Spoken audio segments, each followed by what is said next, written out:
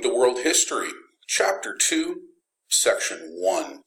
Today we're going to be talking a little bit about Mesopotamia and some of the varying cultures within there. Mesopotamia means the land between rivers. We call it that because as you go in closer you can see that the land laid between the Euphrates and the Tigris rivers as kind of the cradle of this particular civilization here. As we get a little bit closer, it's made up of many different little city-states. Now, probably about a dozen city-states that had no real political unity, but they possessed a similar culture. The cities fought constantly among themselves, each trying to gain dominance over the others. The Sumerians, though, had a belief that their cities belonged to the gods, and we're going to talk a little bit more about Sumer. They were a polytheistic culture, which means that they believed in many gods, as did most of the different cultures within this particular area previous to Christ coming on the scene.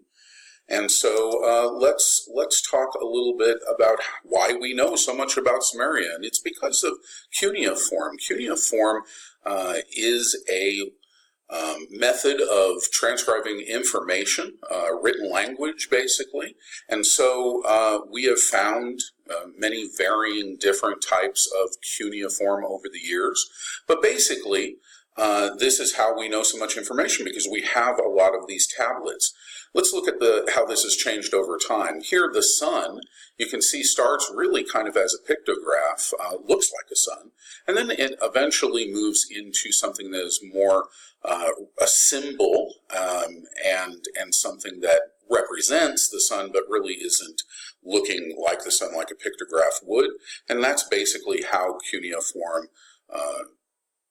moved and changed over the many years.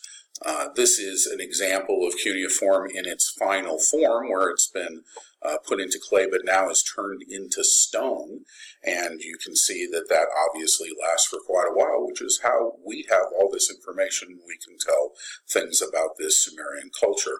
Let's learn a little bit more about cuneiform.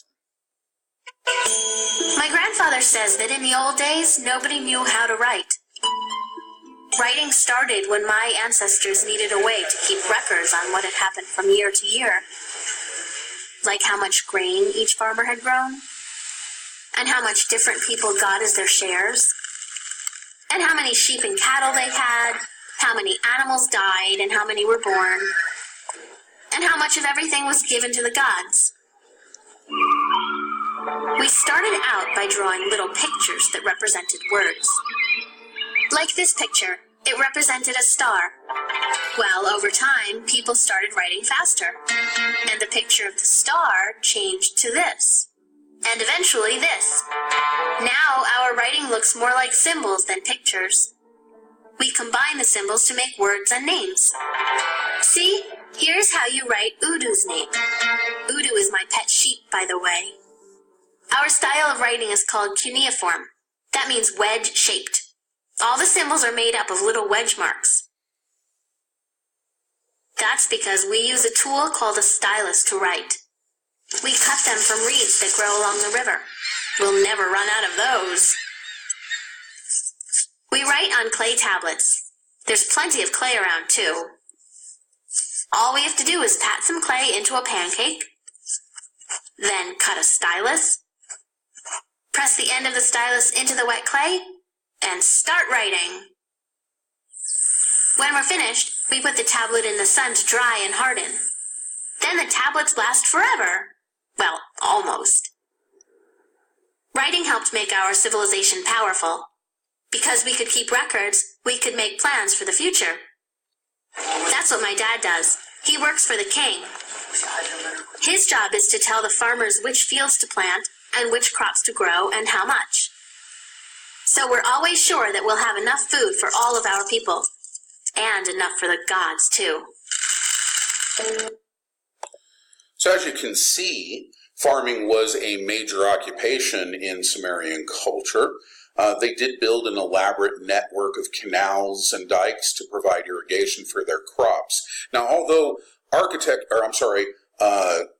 agriculture was the basis of their economy, their architecture would depend on the area that they lived in, but most lived in fortified cities.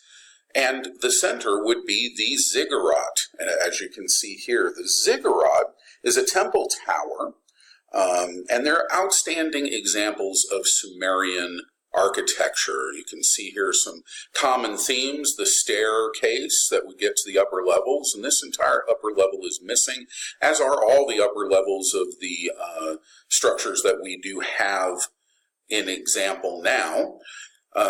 They were pyramid-like, but did not actually, be a pyramid in completion. And it is believed that, the higher that you got onto the ziggurat, the closer you were to God. So they would put the more sacred places up higher as possible. There's also theory out there that says that the Tower of Babel may have been a ziggurat, although we don't have any real proof of that. It was a structure of the time. Let's learn a little bit more about ziggurats. One of the first things that usually comes to mind when we think of ancient Egypt is the Great Pyramid at Giza. But did you know the ancient Mesopotamians also built massive structures that were just as impressive? These buildings were called ziggurats. A ziggurat was basically an enormous temple. These structures were built in several levels. Although we are unsure of the exact purpose of each level and ziggurat, it is likely that each level was designated for a different type of activity. The bottom level, for example, may have been a place of social and commercial interaction, while the upper levels may have been reserved for only the head priest to commune with a designated deity. The ziggurat was the city's center. It would have been surrounded by a courtyard with homes, storage, and other facilities designated for administrative purposes. Ziggurats were square or rectangular at their base. The bricks would have been made of mud. Unlike step pyramids, these structures would have contained stairs to allow designated people access to upper levels. Because each city generally had its own patron deity, the local ziggurat was built for that deity. Herodotus, one of the earliest historians, said that at the top of each ziggurat was a shrine to a patron god. However, as ziggurats have been found and excavated, none of these shrines have survived.